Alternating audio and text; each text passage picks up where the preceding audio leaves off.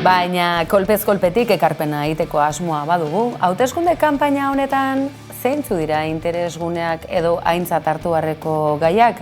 Ze egia da, alderdi edota eskaintza ezberdinak izan baditugula, baina parte hartzari dagokionean eta botoaren eragin kualitatiboan, zerrenda interesgarria izan daiteke, eta pixkanaka ari gatzaizue horri heltzen baita ere.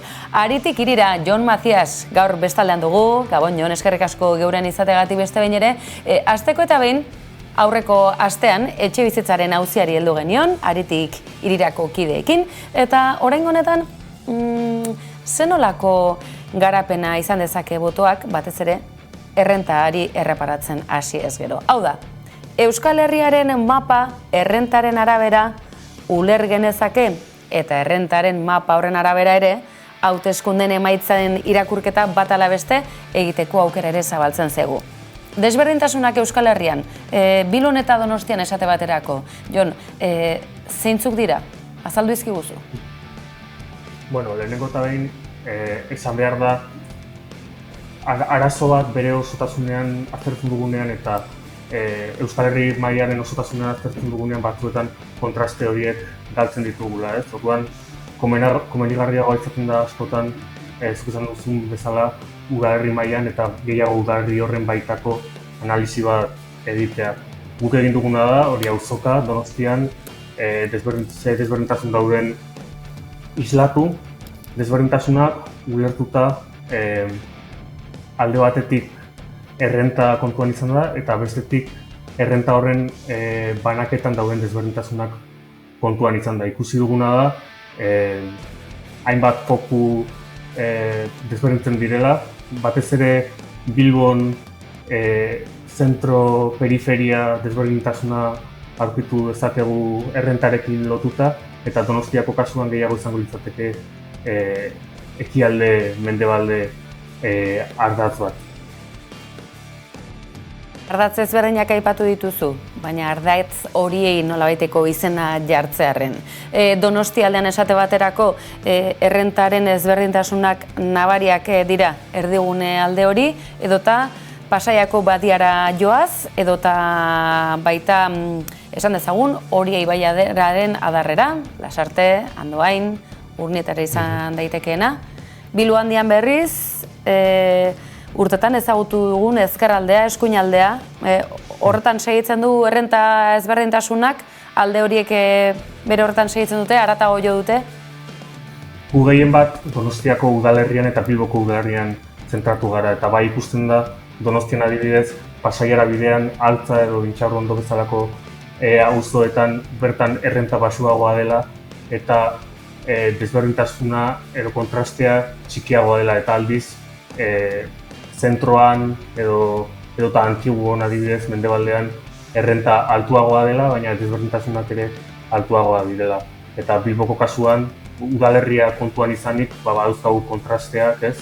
Barrutien artean, errenta maila txikiena duten barrutien artean Otxarkoagako auzoa aurki dezakegu adibidez, periferian kokaturik, eta zentroan Abandoko auzoa adibidez, non errentak altuenak diren.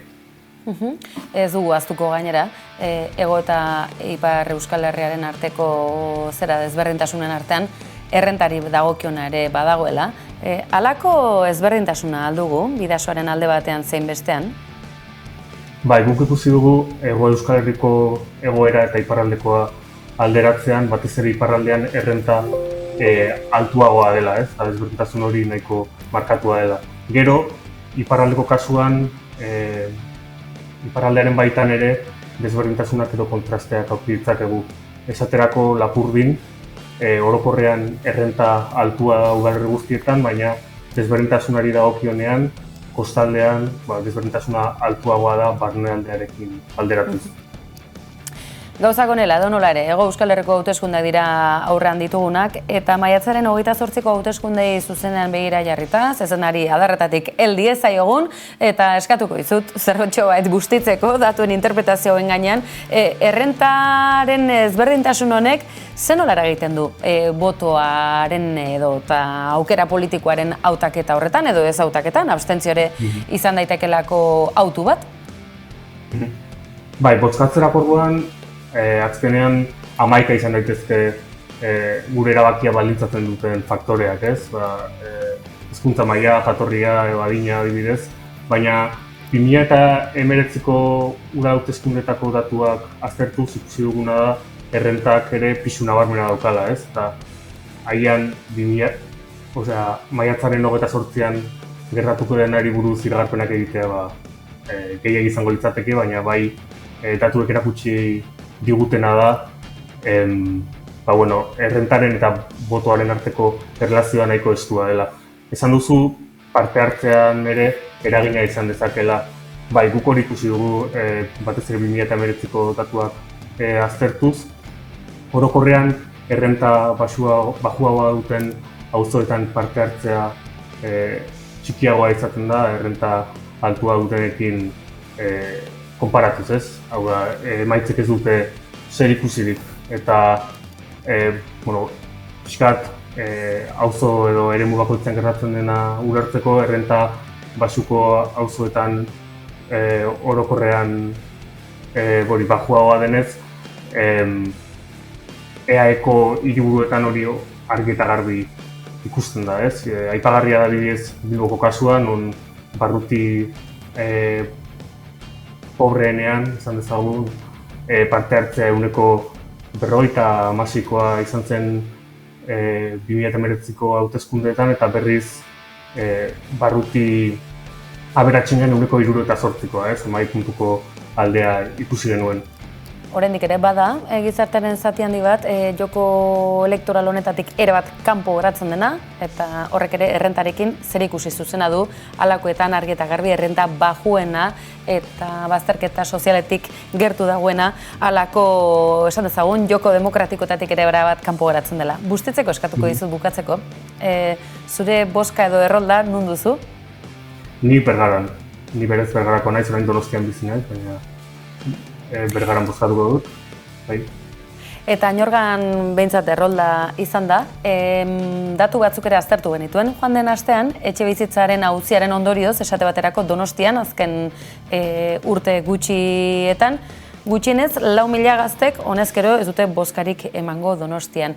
Fenomeno hori ere, edatzen edo areagotzen joango ote da, etxebizitzarik izanez eta beste herri hirietara jo behar horrek, eragina izango du, osaera politiko eta gobernu berrietan?